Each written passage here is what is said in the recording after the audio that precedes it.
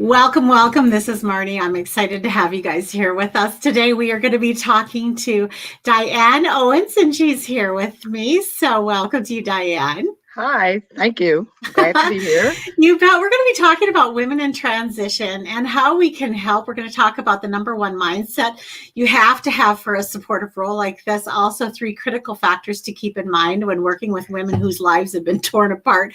We're going to talk about the one thing you must never do, plus the 3 things you can do that will almost always be welcomed. Diane is the right person to talk to us about this. She's the director of Women in Transition Miami, an organization that empowers and educates and enhances the lives of women and girls by providing them with workforce and motivational life skills.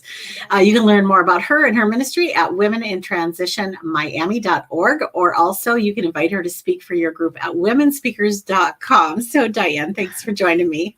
Thank you again for this opportunity.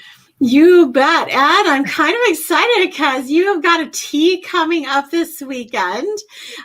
You have an annual fundraiser during Women's History Month, and Yes. that's coming up this Saturday. What I'd like to do real quick, you guys, is just play you the invitation for that so you can see what's coming, and then we'll dive right into this conversation. Okay.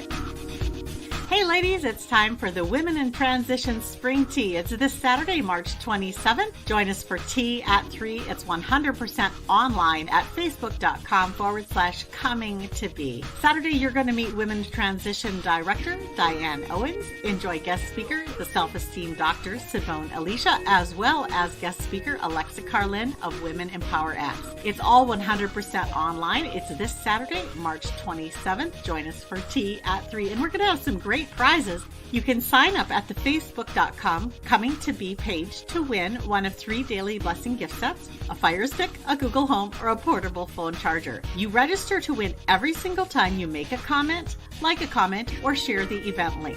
So go to facebook.com/coming to be and make a comment, like a comment, or share the event link, and you are registered to win. And you can do that as often as you'd like between now and Saturday. Join us live Saturday, March 27th for tea at 3 at facebook.com/coming to be. Register to win by making a comment, liking a comment, or sharing the event link, and we'll see you there Saturday for tea at 3.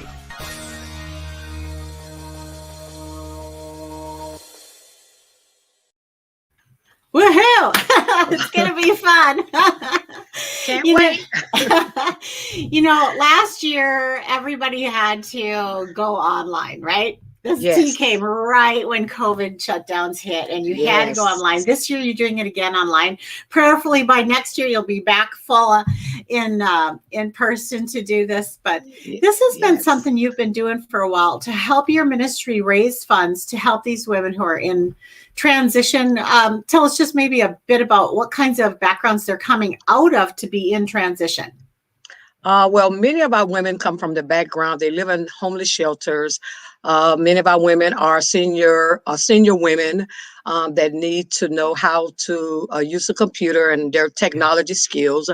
Some of the young ladies that come to us, they drop out of high school, and just women in our communities that just want to learn the basics of the computer, want to get a job, or want to have business skills. It's so much that we do, and so many women's lives that we touch from all walks of life. It's so awesome. So I want you guys to just sit back now and just absorb some of these things that Diane's going to share with us about when we have women in transition in our own lives. And, I tell you what, Diane, before we moved to Florida, I didn't know anybody who was homeless. I knew of one person who was homeless. But now we live in the homeless capital of the United States almost. And so, surrounded by homeless people, see them every single day and often share with them our lives, our meals, different things with them. So thank you for your work in ministry. I know that we had talked about maybe coming into this, if you could encourage us how to think about it, because I know one of the things for me, this was a mistake I made early on, is I thought I could fix people. That was a really bad idea. Well, no, that's difficult to do. So what is the mindset we need to have? Well, I believe that the mindset that we need to have is that you can help, but you have to know the help that a person needs. But I'm also learning that in order to help them, they have to be ready to receive the help that you're giving. So your mindset Right. has to be positive, and you have to be available to hear what they have to say. So your mindset has to stay into that place of, can I hear you? Can Mm. I see you? Can I be Mhm. empathetic with you? Love Can that. I transition my place where I am to be where you are so I can better help you? Then I can help and support you when I know Right. where you're coming from. Yeah. I know one of the best phrases that I was taught along the way after a very sad evening when I just didn't know if I had done the right thing, and I lost sleep and just didn't know what to think about it. But I had in what I had said several times as we were trying to explore her options that evening. I kept saying, "So, what do you want to do?" Right. And that was just, Yes. that's really a lifesaver to just know that Yes. I don't, in the end, I don't live with the consequences of her choices today. She Right. Right. does. Right. Yes. So to just partner with her, to bring her as much assistance as I can in the moment while she's making that decision, but it's her Yes. decision to make. Yes. Yes. That's the key. She has to make the decision because the help is for her. And when Right. she's ready, it'll be there. I have Yeah. these three words, change is possible, change Mm, is painful, but change is a process. So you can mm, change, but you have to be ready and willing to change. yeah. So we have to go into it with that mindset that we can help, but you Yeah. have to be ready to change. I don't like that middle word at all. It is, but it's a part of life. It's The painful one and you is make not it my through it. favorite. It's a process. You make it to the other side. Eventually, you make it to the other side of Exactly. it. Exactly. Exactly. So you have three critical factors that we should keep in mind when working with women whose lives have been torn apart. Yes. The first one is that when the women come into our program, every woman that comes to our program, we give them a form to fill out.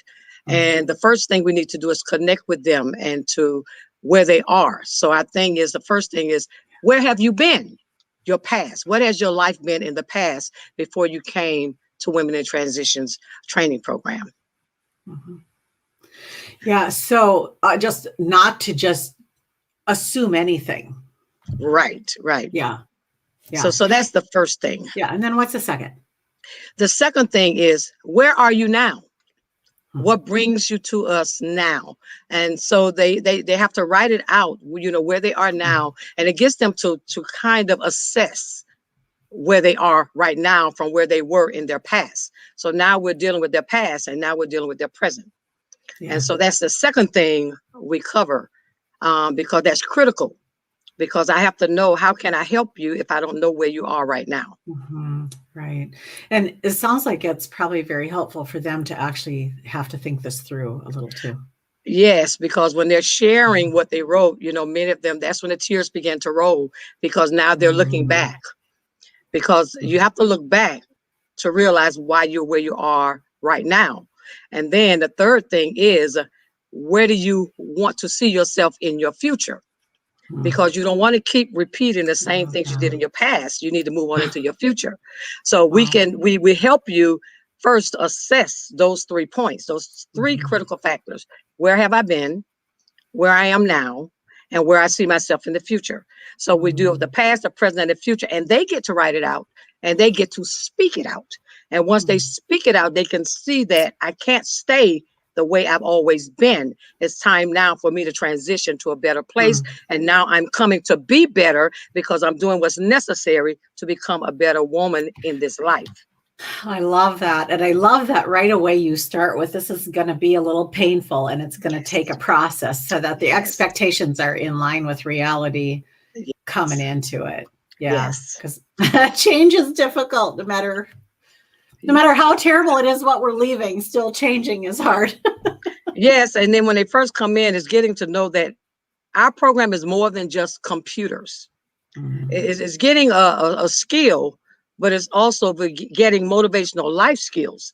So mhm, it's not just for today, it's for later in life, so that now you're thinking more positively about who you are, and what you want and what you need.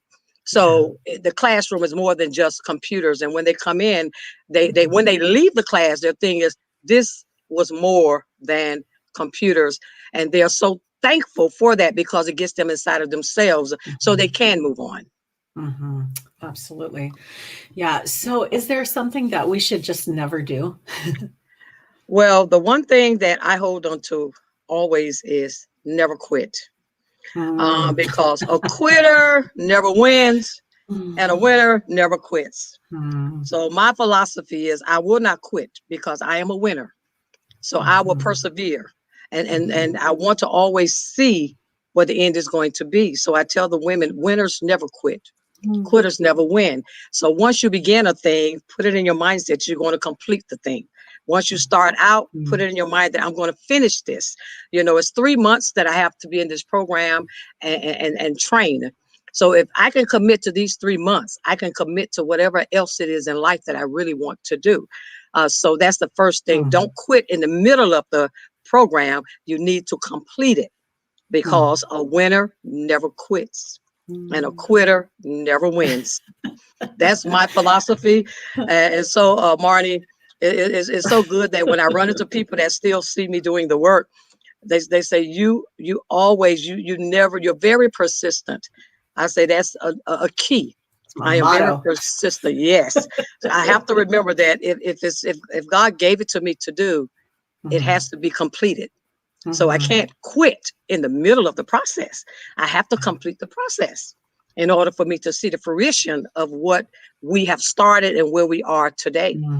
So I that's my motto, and that's what I believe in. That one thing, never quit. And if I could share something real quick with you, once I went to a conference and I didn't have the funds to go, but I prayed about it, and all of a sudden someone put funds into my account by accident. I called the bank. They said it was my money. So I wanted to go to this conference. I paid for everything with the money that was put into my account. My plane fare, my car rental, and my hotel. The only thing I did not have was the money to pay for the actual registration fee, but everything else was there. After I paid, I got all the reservations in place. They said it was not your money. It was too late. I had done everything I needed to do, and I went to the conference. I was able to pay that back later, but I know that I did what I was supposed to do. And when I got to that conference, the only thing I heard from one pastor was, you may feel like quitting, but just don't quit. It's okay to feel like quitting, but just don't quit. I said, God, you sent me all the way to this conference to hear those few words. It's okay to feel like quitting, but just don't quit. So that's why I can never quit. What's coming to mind as you're speaking is 1 Corinthians 13, love never fails. Right. It just never stops loving. No matter how much we don't deserve it and how many times we test it right to the limit and pass, it just never fails to keep on loving us. And that's really what you're doing. Right. And that's, when we just did the for American Heart Month, we did Because We Care, We Share event. Yes. And that was the only, that was the reason it was done. Because we care, we share. It's not just about us. This is about helping other women and other organizations when they need help. We're there. We're available. So it's something that came from within, and we went out, we did it. And to me, it was a success. Yeah. Because we were helping. And that's the key. Helping others go forward. And in you helping others, God helps you. Yeah, we're going to go on to 3 things you can do that will almost always be welcome. But before we do, I want to go back to your story. That was an interesting way that God got you to that conference, right? Yes. I remember when I was addicted to Diet Coke, and I especially liked the fountain Diet Coke. And there was a 7-Eleven or that type of a store that was right up the street from us. And so I would go up there at least once a day, sometimes twice a day, and get big gulps of this Diet Coke. And I knew it was a problem and I knew it wasn't good for me, but I couldn't stop. In fact, I quit many, many, many, many times. I quit and then started up again until finally, in the end, finally I quit. Now it's been a decade. But anyway, what happened is I became friends with the manager of the store. And after a while, she started coming to my Bible studies, accepted Christ. And, kind of like your story about how you had money that wasn't yours and you spent it. A lot of times, I'm not saying anything about whether it's right or wrong or anything. All I'm saying is that God uses everything. Yes. God uses everything. So it's not like Paul says, it's not an excuse to go out and sin, but it is the reality that God can take bizarre circumstances or even maybe addictive circumstances or whatever it is, and he can turn them for good. Yes, he always makes a way. He knew the desire of my heart was to go, but he also knew he knew I was doing what I do full time. So the funds were not there. So he made a way for me to go. Yeah. And he knew that it would take kind of an extreme circumstance to get you to say yes. Yes. Yeah. Yes. So he did. And it worked out so smooth. I was so because I kept calling and calling, and they say, no, it's yours. So eventually I said, okay, God, okay. All right. And as soon as everything was planned and in place, but the blessing of it all was it was able to be given back. But God made a way for me to make sure I got to where I really desired to go, to hear the words I needed to hear. Yeah. You may feel like quitting, but never quit. Love it, love it, love it. Okay, so what is one thing that we can do that will almost always be welcomed? And I use the word almost because, you never can tell. Some people, let's just address that homeless women who are just coming out of an imprisonment situation or an abusive home or whatever it is, they're very raw, open, wounded. And sometimes no matter what you say, it could be the wrong thing. Right. But these are some things that can almost always be counted on to be welcomed. Well, one of them is to be able to listen to what they have to say. Mm-hmm. You have to listen and hear what they say. Because when you begin to listen, you begin to learn. Yeah. So that's one key. That you have to be willing to listen, have an open ear to hear where they are and where they're coming from to help them. And not just the women coming out of, even when I'm dealing with the ladies that are from the senior program, it's the same scenario because we have so many senior women that are grandparents taking care of their grandchildren. Mm-hmm. So with us being there, it gives them an outlet and a break to come into an environment to hear motivational words and to hear someone that can relate to where they are and help them get from that place. And it's like a break. So it's being able to listen to them. Yeah. And after you listen, being able to accept them for who they are and where they are without judging them. Yeah. It's unconditional giving. So big. Yeah. Loving that big, it's like unconditional love. And then Diane, can I just interrupt you for just a question there? Yes. There is a saying, and sometimes it's true, but in a situation like this, how do you think about it? So the saying is, my silence is my approval of whatever it is you're saying. And I think that when we're loving someone, I think that sometimes we have to just say, it's not my approval or my disapproval. It has nothing to do with me. I'm just going to love you where you are, not saying you were ever right or wrong or anything. Right. I'm just going to accept you, not everything you ever did or anything like that, but you as a person. Yes. Because some people feel like they actually have to say something. And I think it doesn't really work in a situation where you're talking to someone who's very broken. That's true. Yeah. That's true. That's why I first said you have to listen Because I found in my life that had to become something that I had to learn. How to listen, because many times you listen with an ear to what you're going to say next, so you haven't heard what they had to say, Right. so you're not accepting it.